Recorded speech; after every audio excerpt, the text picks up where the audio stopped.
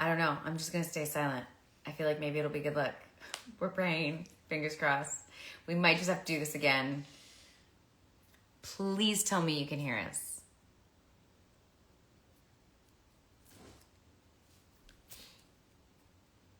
Yes. Yay!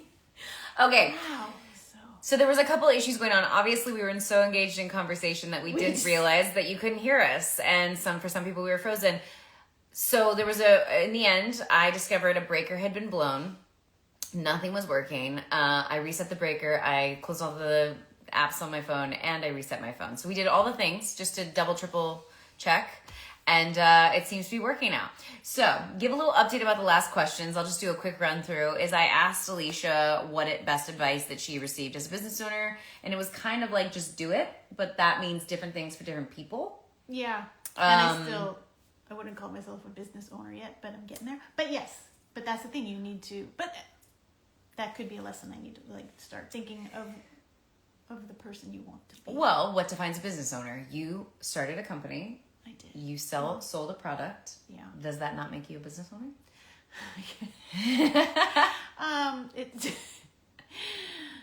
I've sold some things. Yeah, that's about it.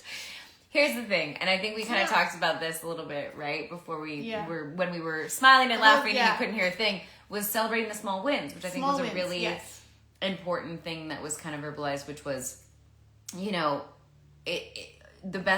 advice would be like, you, instead of just going, I have to do this, which is so overwhelming and daunting, I'm going to do this and I'm going to celebrate the fact that I did this, even though you hit a bunch of hurdles with your first opening and launching. And I think even that was probably not heard. Probably, that's true. So I'm not really sure what was and wasn't heard. And it is. And it set me back a little bit. And I was like, maybe this isn't for me. Maybe. But no, I kept going. Yeah. We persevered. Even when the live didn't work and technology was fighting us, we still persevered. Still going. So I think we have no idea what you heard and what you didn't hear. So I think it was really what piece of advice, and we'll continue from here. We don't need to rehash everything. I'm sure it'll kind of come up naturally again. Yeah. Aside from using a phone, we did talk about this.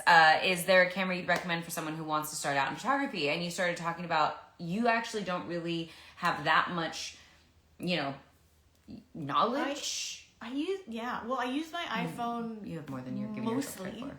Now, I would definitely, I use my little tripod a lot. I've gone through a couple. My favorite ones. My favorite one broke. But, how people always ask me how I would get the shots of me in them. Yes. Like, who took that? I'm like, yeah, I did. So, getting a tripod with a clicker, with a Bluetooth clicker, then you can take... Which this one we're on currently has. Yeah. And ones that can lay flat to do flat lays and stuff like that. But yeah, having an iPhone and a good tripod, that's all I really use. I have other cameras, but you always have your phone in your pocket, so you don't miss anything. You also had mentioned, which I think people didn't hear, was that, you prefer Canon over Nikon. Yeah. And you had, for the first time in this last trip to Africa, got to use some really cool lenses and get different shots. Yeah. Because to me, you have, just from my perspective, just a beautiful eye. Like you said, your framing and your composition is just, it's your natural talent. So whether it's an iPhone or a camera, yes, you can use any of these things because you have this natural talent. But do you prefer using, say, a camera over a phone? Or do you prefer a phone just as much as a camera? I don't have a preference yet. Okay. I mean, the quality and some things you can do with a camera, a really good camera, is far beyond anything iPhone will do. But then again, the iPhones are amazing too. So do you feel sometimes it's nice to have the iPhone because you can just, if you see something visually, you don't have to, you can just take out your phone and take it too. Yeah, absolutely. Which is most of the stuff you take. Yeah, so stuff I take is just happenstance. Yeah. But there is a difference. I have to back myself into a corner where I am supposed to be somewhere else. So I want to kind of bump through, or what's it called? Sadly brush through these a little bit. As a prop master who has been in the industry for a while, what advice would you give for the next generation? That's a hard thing to say at this point when the future of our industry is shaky at best. I love being a prop master. Like I said, it's given me given me the chance to learn a little bit about a lot of different things over the past years, and I do really like it. I like being in the mix with the actors and the director and figuring out problem solving. That's probably my best thing is I'm a good problem solver. You are a very good problem solver. Do you have a favorite show that you've ever worked on? That's like, I mean, I really loved working on Nip Tuck. Station 19. I'm kidding. Station 19 I did. I actually really liked learning how to all the firefighter stuff. And it was like, when we used to do real fire and all the action. For the first 2 years. So much fun. Yeah, I like doing action and stuff. But if it wasn't Station 19, you'd say Nip Tuck. Nip Tuck, I had one of the best experiences of my life. And why? Just the crew, the amount of respect on the set for everyone's particular job and skill set. And that was one of the last things we ever did where we actually shot on film. So again, it was treated, there was just more attention to detail. Precious. Ryan Murphy was amazing to work. Like it was like the early days of Ryan Murphy where it was really fun. And he cared so much about what the product was. Yeah. So I had only really good memories about that show. Okay. And where in the world is on your bucket? Where in the world? What? Where is? This is typed wrong. Where? Okay. What's your bucket list travel? Where else do you want to travel to? What's your top 3 on your bucket list right now that you still need to travel to? That I still need to go to? Oh,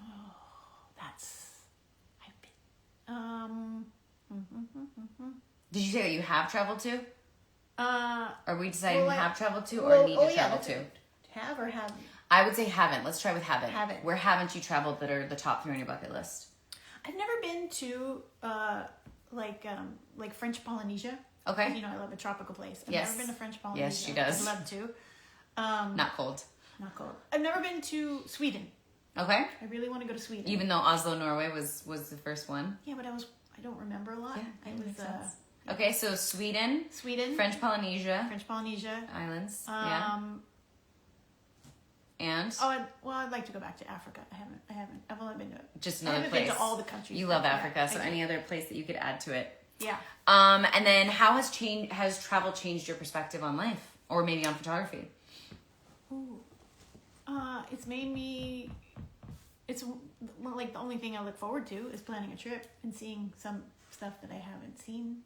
I guess I get bored really fast, so I like to see stuff that I haven't seen. What do you think seeing stuff you haven't seen does for you, though? Stimulates you, gets the creative juices flowing, gets you out of your boredom, I don't know. Yeah.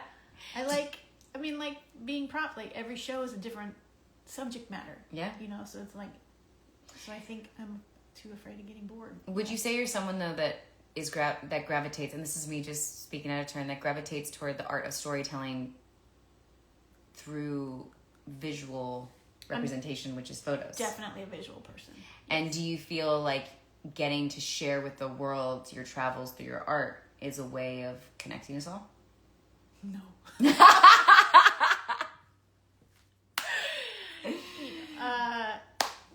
I don't see it that way. Yeah. It's very selfish. It's just like what I want to do. Yeah, so which is fine. Yeah, I don't, I take pictures and I put them out there because I like them, but I'm not, not to educate people. I guess I could. Not educate. Yeah, no. I don't mean educate. Actually, that's just not true. Show people. Sometimes I do feel like I need to educate. Like my photos do show a side of a country. There's stigmas to places and people and stuff. And so sometimes I do feel like my pictures could show light. Yeah. Yeah. Yeah. Because I feel like there is beautiful parts of every place. Yeah. So maybe your art is a way to. Maybe I never looked at it that way, but yeah. I mean, I just love your art. I was just curious. Obviously, I'm not saying you're not, and none of us do. I will say even myself, none of us go into the world of art. I mean, we love storytelling. Yeah.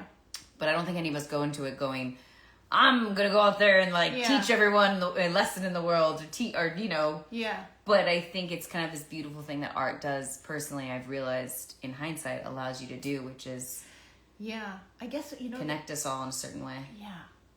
because I've never thought of myself as a storyteller, because Interesting. even though I'm in the industry, but my job is I take a story, like I take someone else's a script that is already fleshed out. I had no, and I read it, and then I embellish on the script that's already written. I'm not the storyteller. Alicia, I feel like all I'm hearing right now is that you're not giving yourself enough credit, because I view it as we're all storytellers and we all play a part. 300-person crew plays a part.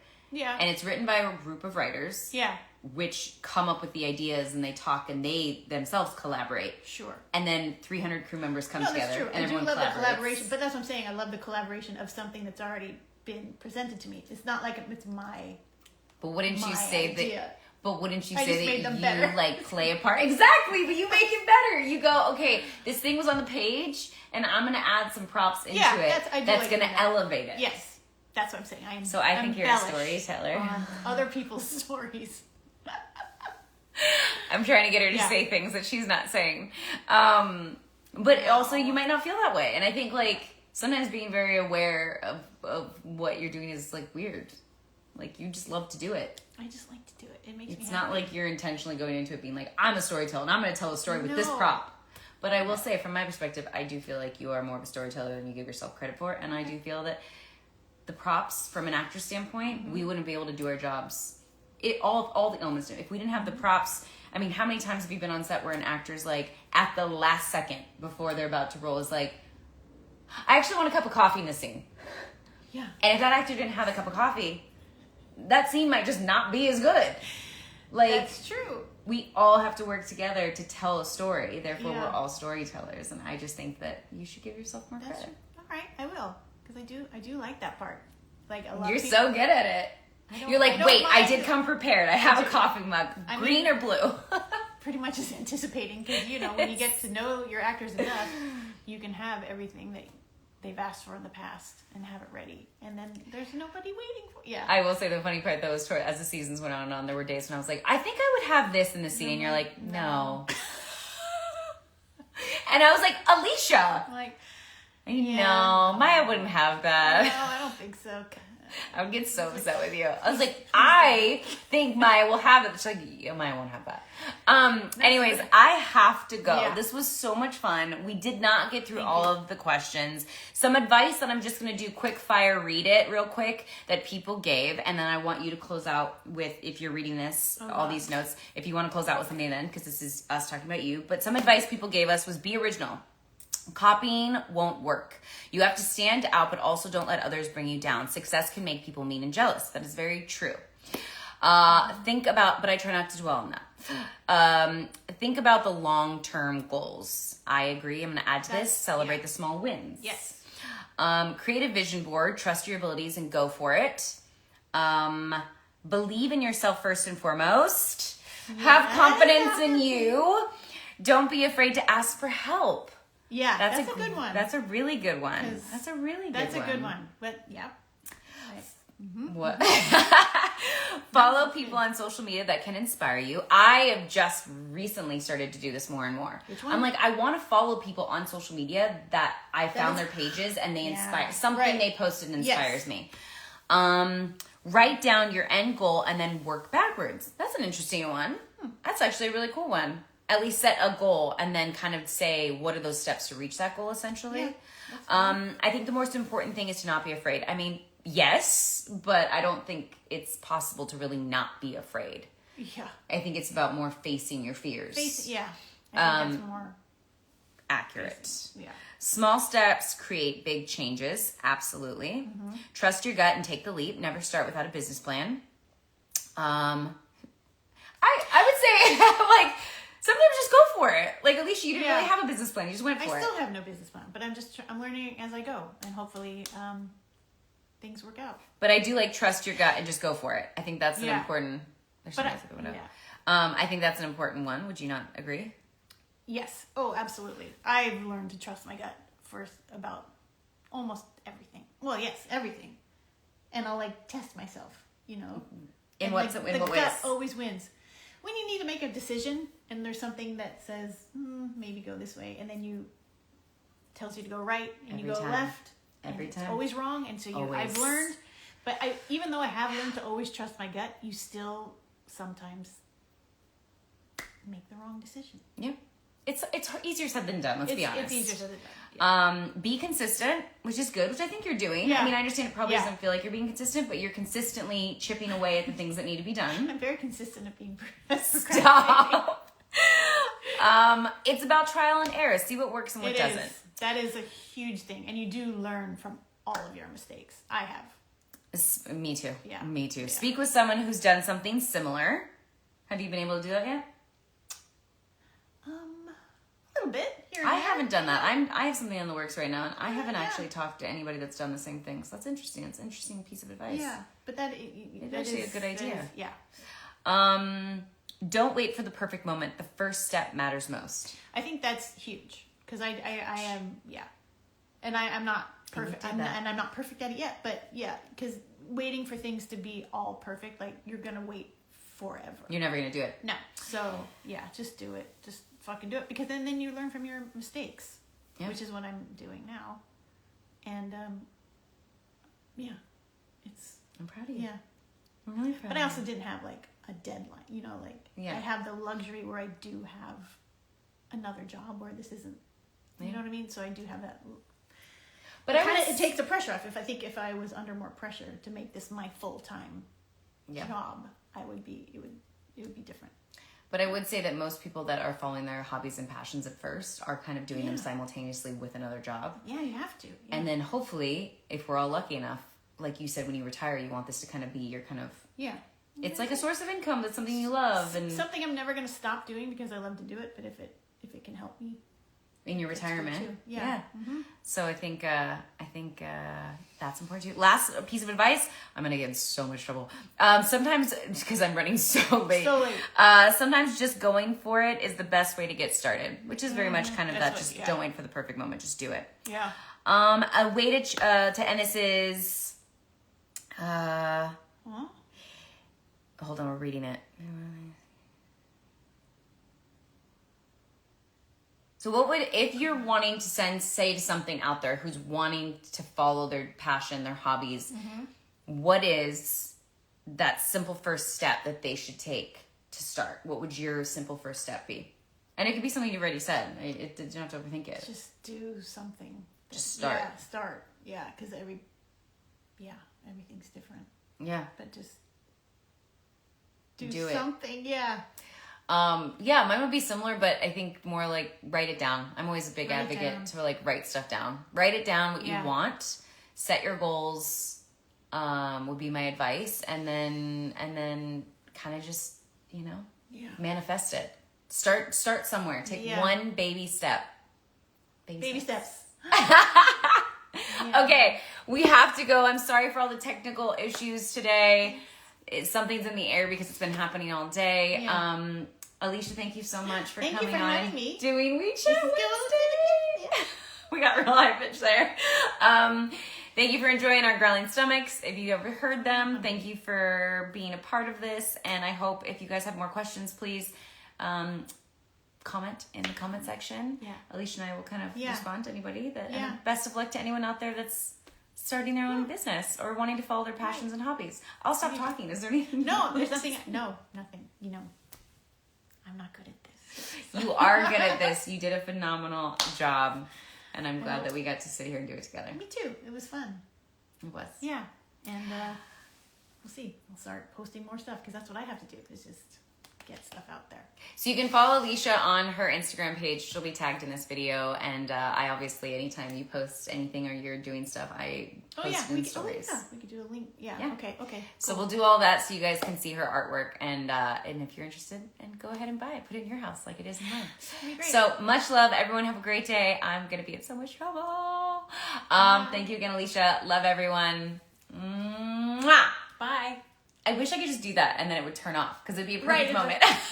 But now I have to click the button. Bye, everyone.